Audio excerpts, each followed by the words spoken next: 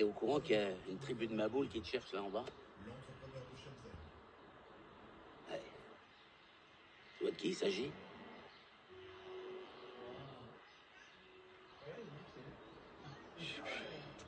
En même temps, ils n'ont pas l'air de te vouloir du mal, hein. Juste, ils se font un peu de soucis. Mais moi, je respecte, hein. T'as largué les amarres, t'as pas envie de les voir. Comme tu veux. Mais bon, moi, je serais toi, je descendrai les voir. Tu verras bien. Vas-y, hein. Tu le retrouveras ton banc. Je te le garde, je te le promets. Normalement, je suis tenu au secret, mais il y a certaines choses que vous devez savoir. Oui, je sais. Sosthène m'a déshérité. Ah. Alors donc, vous savez aussi que sa femme est morte. Et que c'est son fils adoptif qui va hériter.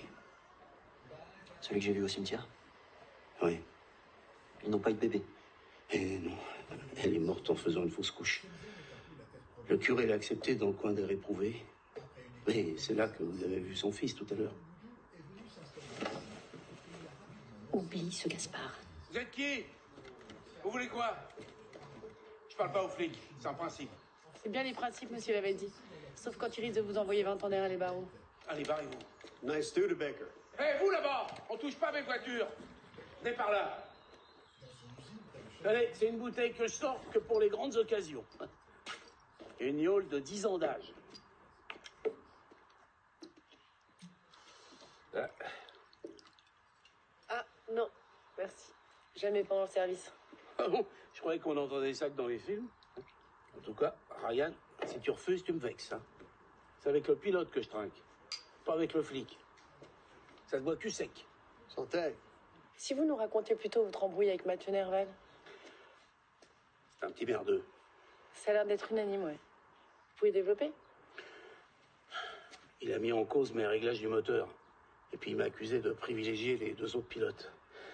Heureusement que les mécanos étaient là pour nous séparer. Alors j'ai été voir Palestro et je lui ai dit c'est moi ou ce connard. Et il a choisi le connard. 20 ans que je bossais pour lui. Je suis parti illico.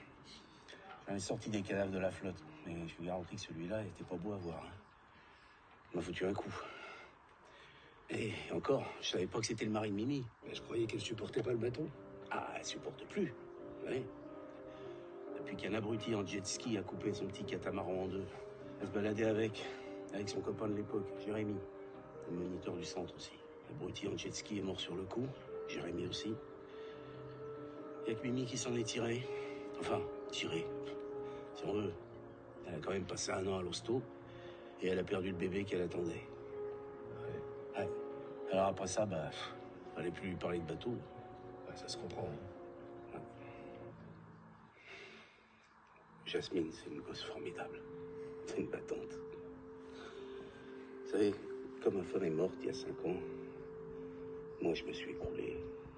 Et pareil, elle a bien tenu le cap. Elle a bossé comme une tarée et puis elle a décroché ce boulot-là dans le cabinet d'architecte.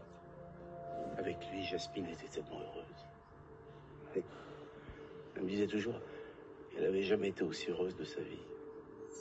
Seulement quand un flic devient voyou, ça fait plus de boucan qu'un voyou qui fait le voyou. Si tu veux, je peux même te servir de témoin de moralité.